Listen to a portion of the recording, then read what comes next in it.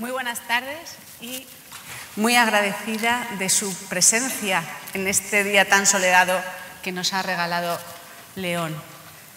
Muchas gracias al INCIBE, a los responsables del INCIBE, por su buen trabajo, el éxito de esta organización, por su buen hacer y por haber alojado este congreso en esta pequeña ciudad. Es importante, aun cuando Internet haya suprimido a veces el territorio, es imprescindible mantener encuentros alojados en algún territorio y vernos las caras y comentar. Vamos a escuchar a tres extraordinarios profesionales hablar sobre los nuevos retos jurídicos que suscita Internet, la ciberdelincuencia en Internet y los avances de la nueva tecnología. Son retos que nos están generando cierta inseguridad, pero hay que saber que ya en la historia de la humanidad se consiguió superar grandes inseguridades. Les recuerdo solo que hace 1000 años, no existía Internet, 1000 años, no se cayó el cielo con todos los augurios que atemorizaban a la gente, pero sin embargo el desmoronamiento del Imperio carolingio originó una grave inseguridad, tiempo de vandalismo, de robos, y fue la paz de un monasterio la que ideó unas instituciones jurídicas que supusieron un salto, la paz del camino, la tregua de Dios y la paz del camino. Bueno, pues esas instituciones son las que ahora tenemos que remodelar en Internet para garantizar la seguridad de las redes y, sin duda, van a advertir las agudas precisiones que estos tres buenos profesionales nos van a mostrar. En primer lugar, nos va a hablar el doctor José Luis Piñar, catedrático de Derecho Administrativo, sobre cuestiones de la protección de datos en este paradigma que hemos perdido nuestra intimidad y hay que proteger todos nuestros datos personales. José Luis, ilústranos.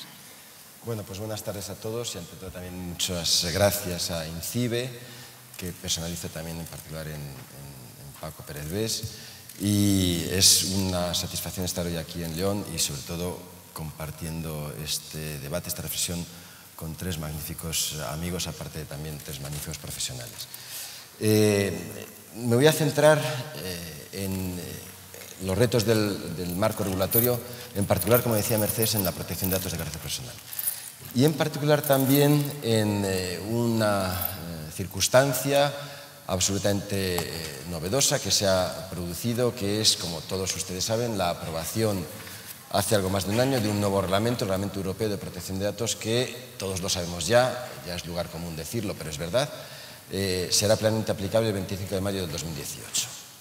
Ese día van a cambiar muchas cosas y dentro de lo que es el marco regulatorio va a cambiar, entre otras cosas, el hecho de que se va a incorporar un nuevo modelo de privacidad o de protección de datos en Europa. Y me atreveré a decir a nivel mundial, porque el Reglamento Europeo va a conseguir, a través de su aplicación extraterritorial a las grandes multinacionales que tratan millones y millones de datos, el artículo, como todos sabemos, el artículo 3,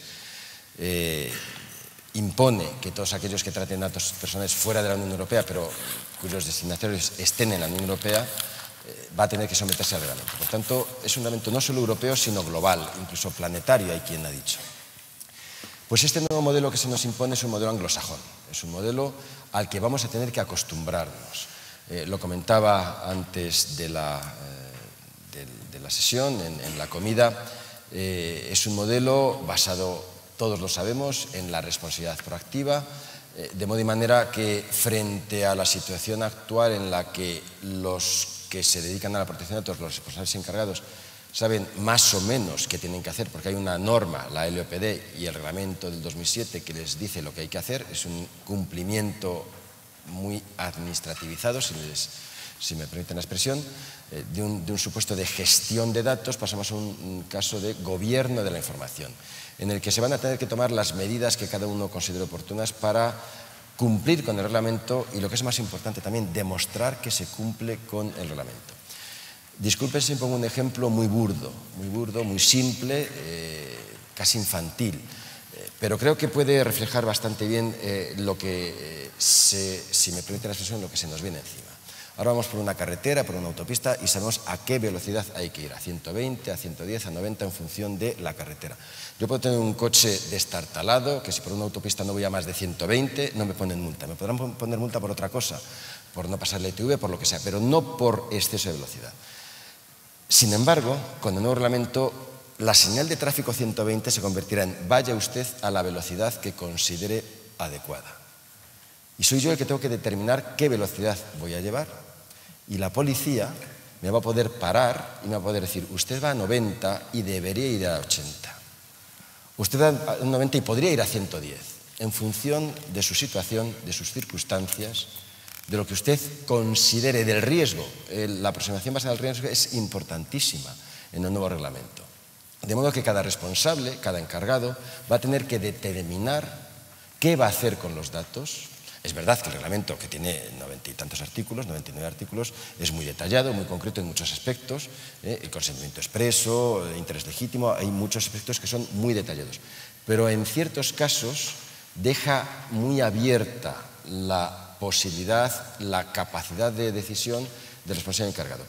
Hay quien ha dicho que con este reglamento los responsables encargados se hacen mayores de edad, porque tienen que decidir sobre ellos mismos, no van a ir de la mano, pero se genera, y para los que estamos habituados a movernos en un ámbito regulatorio continental europeo de codificación, se considera que es un cambio radical porque va hacia la autorregulación, hacia la accountability famosa, principios como privacidad desde el diseño y por defecto, medidas de seguridad que tendrán que ser las adecuadas, pertinentes, pero fíjense, no solo para cumplir, artículo 24 del reglamento, muy importante, sino para demostrar que se cumple. ¿Demostrar a quién? A la Autoridad de Protección de Datos. Por tanto, cambia el modelo. Y yo creo que esto es, en el marco regulatorio de la protección de datos, lo que más tenemos que tener presente. Yo, por ahora, creo que muy bien, tenía intención de lanzar este mensaje para luego, si no, dejar parte al debate. Entonces, vamos con Elisa Tejada, fiscal. Agradecemos muchísimo la buena labor de la Fiscalía. Elisa, anticípanos o danos algunas pautas dentro de toda esa colaboración que se está llevando para la seguridad de las redes. Bueno, pues buenas tardes a todos. Para mí es un placer, como siempre, estar aquí, entre amigos. Y bueno, pues efectivamente yo creo que uno de los grandes temas que hay ahora sobre la mesa y sobre el que está pensando Estados, organizaciones internacionales, etcétera, es sin duda el tema relacionado con cómo articulamos una adecuada cooperación entre el sector público y el sector privado de cara a garantizar la seguridad en el uso del ciberespacio y, en definitiva, cómo prevenimos, para que sirva para prevenir ataques informáticos y para minimizar, en definitiva, el efecto de los ataques informáticos, ¿no? Claro, no es extraño que esto preocupe porque lo cierto es que casi todas las infraestructuras sobre las que circulan las redes y los sistemas informáticos están en manos privadas. Como están también en manos privadas o pertenecen al sector privado, pues muchos de los organismos y entidades que se ocupan de la prestación de servicios esenciales, incluso infraestructuras críticas, es decir, transportes, temas relacionados con energía, electricidad, etcétera, están en manos privadas. Claro, estos servicios se están prestando apoyándose en sistemas informáticos, en sistemas de información extraordinariamente complejos, que son los que sirven precisamente para que esos servicios se presten adecuadamente. Pero lo cierto es que esa misma potencialidad y capacidad que tienen las herramientas tecnológicas para ayudarnos a prestar bien esos servicios, pues pueden convertirse en un elemento de riesgo, porque esas mismas herramientas tecnológicas utilizadas incorrectamente, bueno, pues pueden generar perturbaciones graves en la prestación de esos servicios, sin lugar a duda. Este es un tema que ya en el ámbito europeo, la Directiva 40 del año 2013, que yo creo, al menos esta mañana que se ha citado varias veces, ya apuntaba a este problema, el problema de los ataques a los sistemas de información, y lo enfocaba desde dos puntos de vista: el preventivo y la respuesta del Estado de Derecho frente a esas conductas. Es decir, el poder que puede tener en un momento determinado la acción represora del Estado para sancionar como delitos esas conductas, esos ataques informáticos, cuando merezcan efectivamente esa sanción. Dejamos de momento aparcado un poquito ese aspecto para recordar que los aspectos más preventivos que contemplaba esta directiva han sido desarrollados con muchísima más intensidad y con mucha más fuerza y ahondando más por una directiva, la 1148, creo recordar que es del año 2016, para todos, directiva NIS. Yo creo que es un tema que efectivamente se habrá hablado de él a lo largo de estas jornadas varias veces, que en definitiva lo que establece es un sistema de medidas de seguridad para proteger las redes y los sistemas informáticos. Bueno, pues en esa directiva hay varias líneas de acción, todas ellas muy interesantes, que, bueno, pues son objeto de debate en distintos foros, ¿no? El que todos los estados tengan una estrategia nacional de ciberseguridad, por ejemplo, que exista una red a nivel europeo de CERTs, que se pasen entre ellos la información sobre incidentes, etc. Pero yo quiero insistir en un aspecto muy particular, que es las obligaciones que se generan para operadores esenciales y para los prestadores de servicios digitales. La propia directiva define qué son operadores esenciales, es decir, son todos aquellos que trabajan en sectores que son estratégicos para el funcionamiento de la sociedad. Esta mañana, en la última mesa de la mañana, había, por ejemplo, estaba Endesa, estaba Metro Madrid, de eso es de lo que estamos hablando. Es decir, actores que muchas veces pertenecen al sector privado, pero que están trabajando en ámbitos que afectan a la prestación de servicios esenciales. Y en relación con esos operadores esenciales se les fijan dos tipos de obligaciones. Unas, el establecimiento de una serie de medidas de seguridad para evitar los ataques informáticos o cuando menos minimizar sus efectos. Y una segunda en la que quiero poner el foco, que es la notificación de los incidentes de seguridad que tengan, que perciban en sus redes, en sus sistemas, que tengan una cierta relevancia. Yo no voy a entrar aquí a explicar cuándo tiene una cierta relevancia o no, porque para eso está la ley, pero sí que quiero llamar la atención sobre ese punto, porque claro, ese punto, el objetivo es que se conozca ese incidente y que los distintos organismos nacionales e internacionales o de otros países puedan levantar sus barreras de seguridad. Pero claro, para mí tiene otra consecuencia importante, que es la que quiero destacar, y es que efectivamente una adecuada notificación de esos incidentes puede facilitar la respuesta penal desde el Estado del Derecho hacia esos incidentes que además son constitutivos de delito. Porque claro, decía antes que la directiva del año 2013 insistía en ese punto y efectivamente dibuja una serie de delitos, es decir, una serie de figuras que son delitos, los ataques informáticos en determinados casos. Que además la directiva europea se apoya a su vez en la Convención de Budapest del Consejo de Europa, prácticamente recoge los mismos delitos. Y es importante hacer esta precisión porque cuando hablamos de Consejo de Europa ya no estamos hablando solo de los estados de la Unión Europea, sino que estamos hablando de un ámbito de aplicación mucho más extenso, que alcanza no solamente a los países del Consejo de Europa, sino incluso a terceros países importantes en esta materia, como Estados Unidos, como Israel, como Japón o como Canadá. ¿Qué quiero decir con esto? Que hay un esfuerzo de armonización legislativa para que todos los países tengamos como tipificados como delitos los mismos ataques informáticos y además en la misma forma, para que podamos actuar frente a esos ataques. Bueno, pues estas figuras delictivas han sido incorporadas a nuestro ordenamiento jurídico penal con la última reforma y entonces yo les puedo decir que en base a esa incorporación ahora mismo es delito en España, por ejemplo, el acceso irregular a sistemas informáticos violentando medidas de seguridad. Es delito captar sin estar autorizado e interceptar las comunicaciones entre sistemas para captar información a partir de esa interceptación. Es delito también interceptar información a partir de las emisiones electromagnéticas que producen los sistemas. Los ataques a los datos y elementos informáticos, datos, programas y documentos electrónicos. Es delito también obstaculizar de forma grave el funcionamiento de un sistema informático. Incluso es delito preparar las herramientas para eso, lo que los juristas definimos como actos preparatorios, es decir, fabricar, importar, poseer o vender o facilitar a otros herramientas que sirven para cometer esos ataques informáticos. Esto es así ahora, o sea, esto en España ahora mismo se puede perseguir, enjuiciar y sancionar. Bueno, pues ¿saben qué pasa? Que pese a que eso está en el Código Penal, algunas de esas figuras hace varios años, los procedimientos que podemos incoar por estos hechos son muy, muy poquitos, ridículos. Les podría dar datos de la memoria del año pasado, en el caso de delitos relacionados, ataques relacionados con el espionaje informático, unos 500 aproximadamente, y daños informáticos puros y duros, 114. El dato exacto es 114. Claro, son cifras ridículas al lado del número que sabemos, que porque lo publican los organismos oficiales, de incidentes de seguridad que se están produciendo. ¿Qué es lo que ocurre? Que no se están denunciando. ¿Y por qué no se están denunciando? Yo eso no lo sé, me lo puedo imaginar. Yo creo que en ocasiones por razones de carácter reputacional. En otras ocasiones creo que porque la gente no sabe que los tiene que denunciar.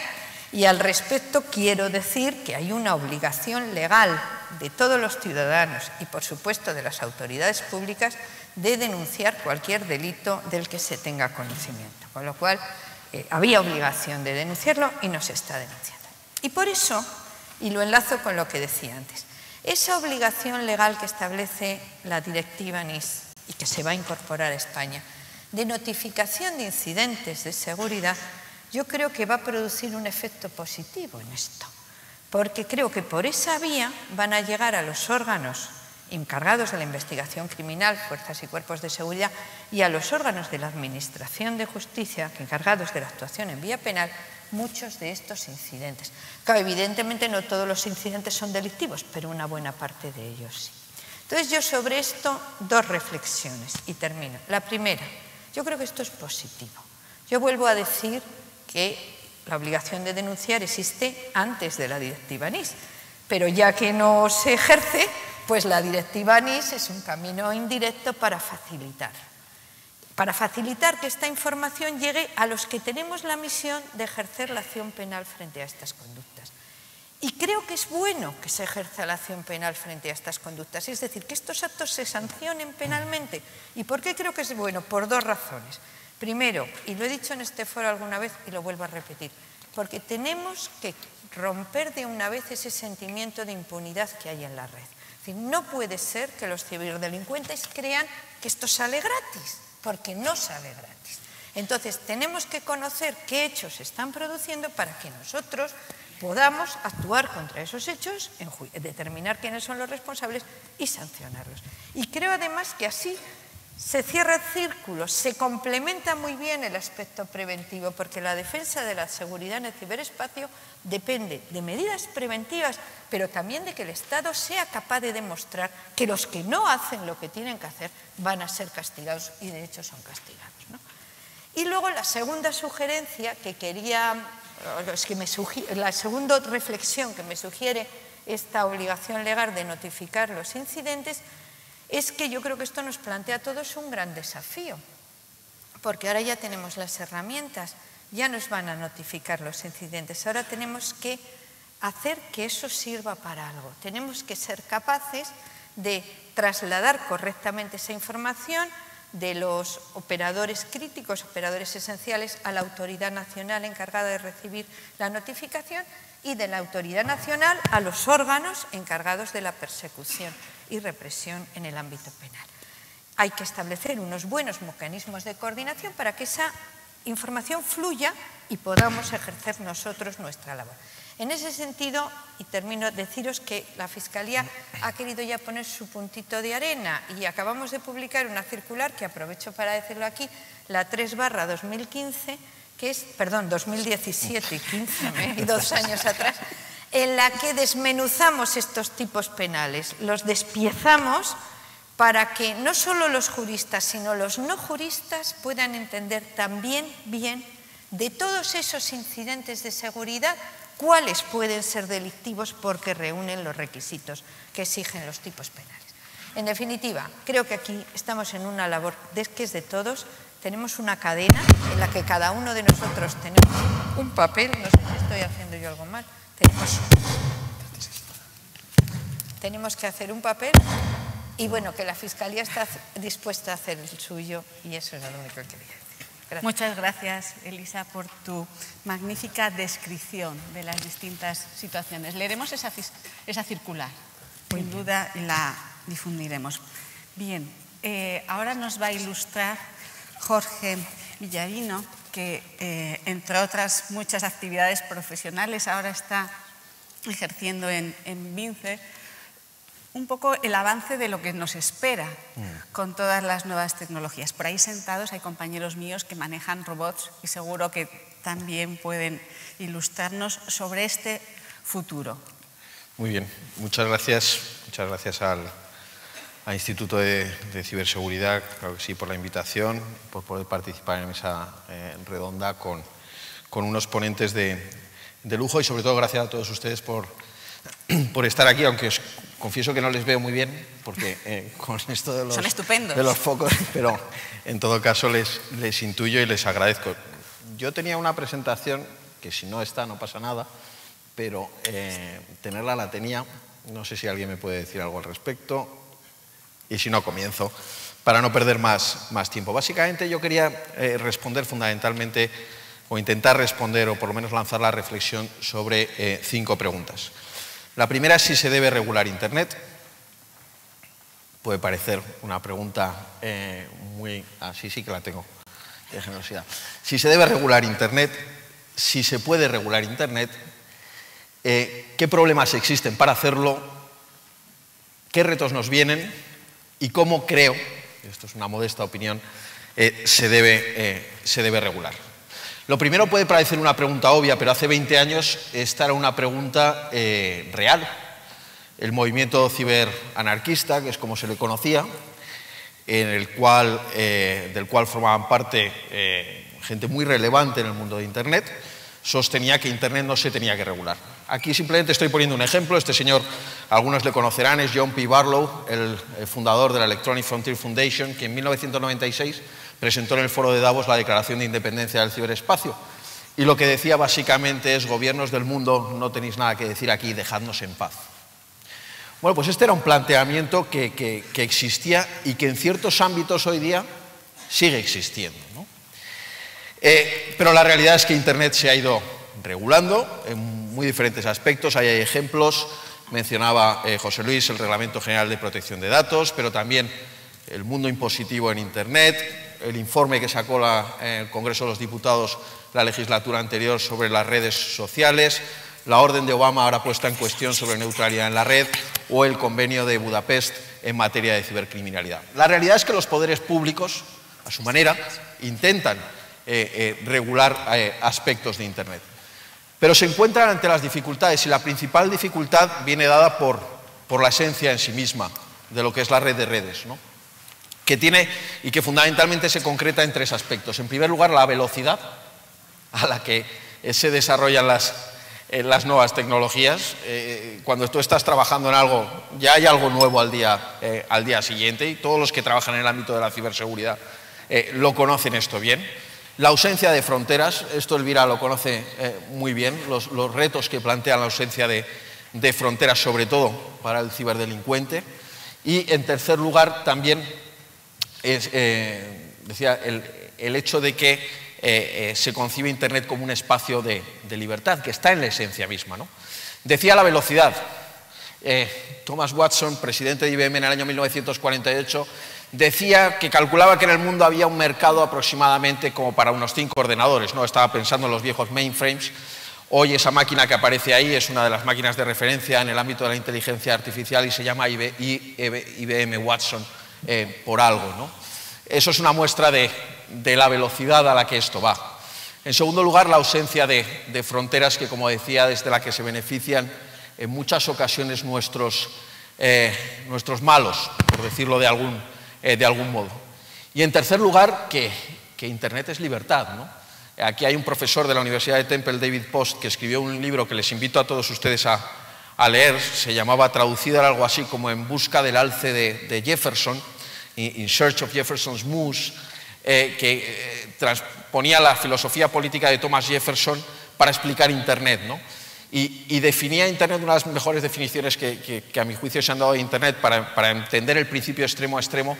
Decía: Internet es una red estúpida a la que se conectan máquinas inteligentes, ¿no? Allí está la esencia de Internet. Claro, todo esto plantea enormes dificultades para el poder público y plantea enormes dificultades para el Estado, que hasta hace 4 días era el monopolista, entendido el Estado en sentido amplio, quien tiene el monopolio de dictar las normas, ¿no? Y quien tiene el derecho como instrumento para hacerlo. Por 3 motivos. En primer lugar, porque el Estado es muy lento a la hora de regular. Es una realidad, es tremendamente lento. Antes José Luis hablaba del Reglamento General de Protección de Datos. La primera propuesta de la Comisión fue de 2012 y es el 25 de mayo de 2018 cuando va a resultar aplicable, ¿no? En segundo lugar, porque el Estado tiene fronteras. Y a día de hoy esto sigue siendo así. Pero a la vez el Estado se encuentra con que no puede permitirlo todo. No puede permitir esa libertad absoluta en Internet. Y de esas 3 características son de las que se benefician los ciberdelincuentes, ¿no? Para buscar esa impunidad, que yo verdaderamente creo que no es así, esa impunidad, pero sin duda los instrumentos tradicionales se encuentran ante grandes dificultades, ¿no? Algunos retos que vienen, yo creo, muchos de los compañeros, como decía Mercedes, que están aquí, los conocen, ¿no? Solo he apuntado algunos del blockchain, que se habla mucho ahora, ¿no? Por, digamos, la confiabilidad elevada a n. Ya veremos si esto de verdad es así, ¿no? En segundo lugar, segundo ejemplo, pues la inteligencia artificial, ponía ahí el ejemplo de AlphaGo, o los vehículos autónomos. Ahí hay un diagrama de la consultora Gartner, que es una de las más reputadas en cuanto a las proyecciones de los desarrollos tecnológicos, y se habla desde la computación cognitiva hasta el deep learning, y en fin, muchos otros retos que verdaderamente asustan y mucho, y se lo digo que desde nuestro despacho trabajamos en el ámbito privado, pero en mucha relación con el ámbito público, asustan mucho al poder público, porque verdaderamente se encuentran ante 2 factores que les frenan. En primer lugar, el desconocimiento técnico, y en segundo lugar, la desbordante, perdonen que insista con eso, la desbordante velocidad. Yo digo que Internet es una revolución de revoluciones. La historia de la humanidad ha vivido muchas revoluciones. La historia de la humanidad ahora mismo vive en una continua revolución. Pero es que hay retos que ya están aquí, que ya nos siguen planteando problemas, y son ya retos viejos en la historia de Internet. Estoy hablando de la economía colaborativa, de la computación en nube, de las redes sociales, de la libertad de expresión. Antes hablábamos de las barbaridades que se pueden llegar a decir en las redes sociales. Estoy hablando de la propiedad intelectual. Son retos ya muy viejos, pero que siguen estando aquí, nos siguen planteando muchas dificultades. 4 apuntes respecto a cómo creo que se debe afrontar esa dificultad que tiene el regulador para legislar en esta materia. En primer lugar, y Elvira lo señala ahora mismo, una enorme colaboración público-privada. Señores, somos más los buenos que los malos en la sociedad, y la colaboración público-privada se hace absolutamente esencial, ¿no? Elvira ponía el ejemplo ahora de este sistema de notificaciones y, por supuesto, las actuaciones, y creo que hay empresas que han pasado por esta jornada que son un ejemplo de esa colaboración público-privada, porque les va en ello y porque nos va en ello en el interés general. En segundo lugar, José Luis lo ha mencionado porque es el principio esencial en el ámbito del Reglamento General de Protección de Datos, pero yo creo que es un ejemplo para trasladarlo a otros muchos ámbitos, el principio de responsabilidad activa. El fomento de la autorregulación. Llama la atención cómo en muchas normas ya se contempla la autorregulación como un mecanismo y se usa poquísimo. Hay que fomentarlo, y esos grandes gigantes de Internet nos tienen que ayudar en esa búsqueda de la autorregulación. Actuación supervisora por parte de los poderes públicos. Poder público, no intente regular todo, dedícate más bien a supervisar, aumentando también fundamentalmente los recursos. Esto estoy convencido de que todo el mundo va a estar de acuerdo. La ciberseguridad exige de muchos recursos públicos y hay que poner el foco ahí, sin lugar a dudas. Sé que es un tópico, pero me lo creo. La educación, o sea, ya no estoy hablando, pongo una anécdota personal.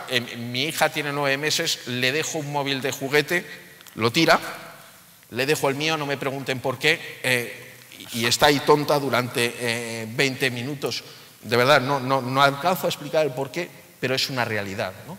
Y por último también, y creo que aquí Elvira va a coincidir mucho conmigo, agilizar la cooperación internacional. Están muy bien los tratados de asistencia jurídica mutua, están muy bien los instrumentos de que nos dotamos en ámbitos de integración como la Unión Europea, pero tenemos que buscar, sin la pérdida de garantías, la agilidad al máximo. Si no, es imposible luchar contra los ciberdelincuentes. Muchas gracias. Muy bien, pues yo no sé si nos van a pasar preguntas, pero mientras consiga ver alguna mano que se alce. ¿Sí? Bueno, pues les cedo. Yo soy inmoderada, pero les cedo respetuosamente. Si se pueden identificar, lo agradeceríamos. Sí.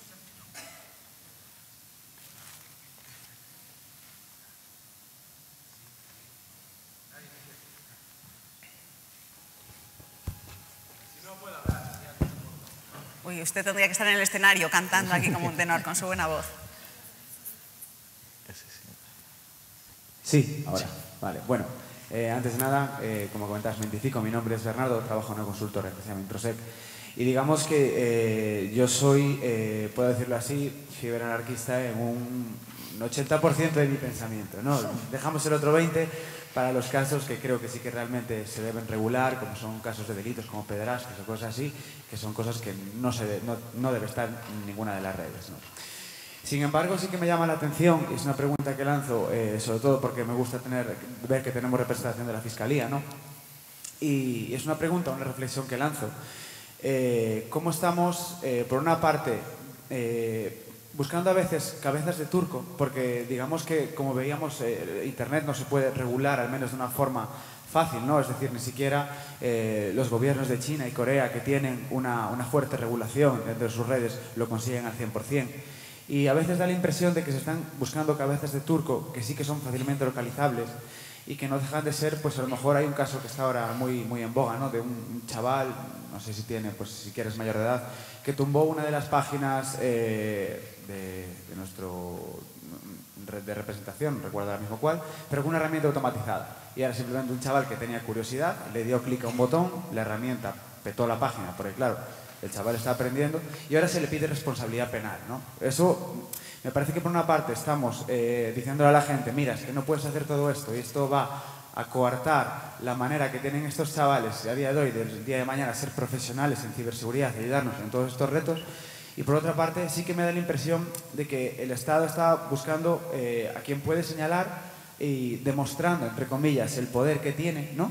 Pero desde un punto de vista pues casi fugaz en este aspecto, porque al final quien hace daño de verdad es muy difícil cogerlo a día de hoy. Gracias.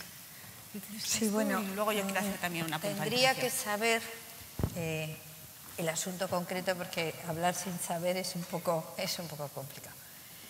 Mira, los tipos penales que se han establecido concretamente los ciberataques, porque yo creo que te estás refiriendo exactamente a los ciberataques, son tipos penales muy medidos. Todos ellos exigen que se haya producido un resultado y que además el resultado sea grave, ¿eh?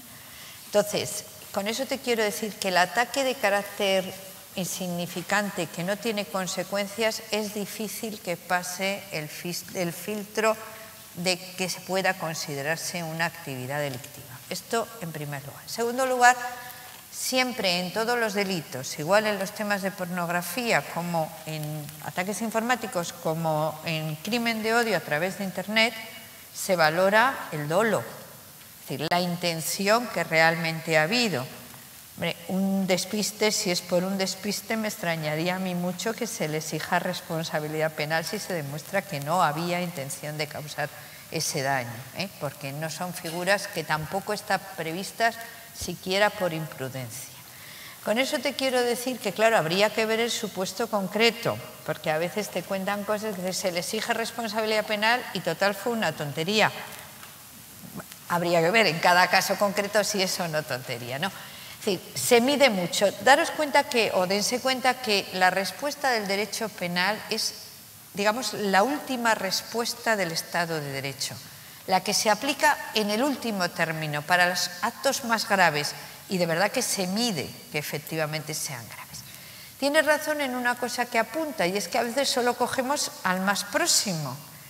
Nos pasa mucho. A lo mejor en una estafa a través de la red cogemos a los últimos eslabones. El que lo está organizando desde Ucrania, por decir un país, o desde donde usted quiera, a ese nos es más difícil llegar. Eso es cierto. Pero ocurre con todo tipo de organizaciones criminales en la red y físicas. Hacemos lo posible por llegar lo más lejos a lo que podemos llegar, pero porque no podamos llegar a la cabeza no vamos a dejar de exigir responsabilidad a los mandos intermedios y por debajo, ¿no? Obviamente la respuesta del derecho penal no tiene la misma entidad cuando vamos contra el organizador, que ojalá pudiéramos siempre encontrarlo, que cuando vamos respecto al último eslabón. Y en ese sentido, enlazar un poco con lo que decía Jorge antes, yo creo que en esta materia el gran reto es la cooperación internacional. Y toda esta armonización legislativa de la que estaba hablando va en esa línea, poder llegar también a las grandes organizaciones que en principio están más allá de nuestras fronteras y que parece que se nos están escapando. Muchas gracias. Yo una puntualización, porque ya me presenté como una inmoderada moderadora, pero a efectos de la prevención que se destacó antes. Yo estoy con usted y he defendido, y hay mis estudios, la libertad de los mares, ahora en Internet, lo que defendía Hugo Grozio y la Escuela de Salamanca, y la neutralidad de la red, la libertad y la igualdad. Hay que defenderlo para que, como usted bien dice, todos estos nuevos jóvenes ayuden, porque así ha nacido y se ha desarrollado Internet. Y entonces, en ese sentido, pido su colaboración de buenos profesionales y de especialistas. No es un tópico, aquí nos la jugamos en la educación. En educar, y siempre he dicho, no hay fronteras, no debe haber fronteras, pero desde la Unión Europea levantamos el estandarte de los derechos y las libertades públicas y esas son las estrellas de la bandera. Y eso es lo que hay que educar para que ese chico pueda seguir manejando, pero no incurra luego en los delitos de odio. Creo, por tanto, y esa es mi apuesta un poco utópica por la educación. Más manos. Sí. ¿Algún micrófono que le podamos lanzar? Qué calor. Muchas gracias. Bueno, me han parecido interesantísimas sus aportaciones. Nombre. Vamos a intentar, las de los cuatro, incluida la moderadora, por supuesto.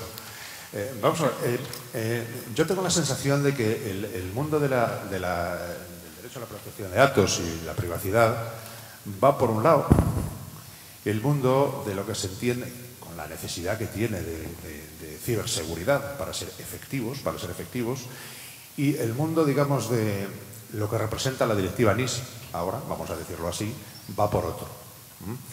Lo único que parece que hay acuerdo es en el ámbito de la protección de datos. Ya había sanciones, que es una manera interesante de llevar a todos los que tienen que cumplir por el camino de la virtud.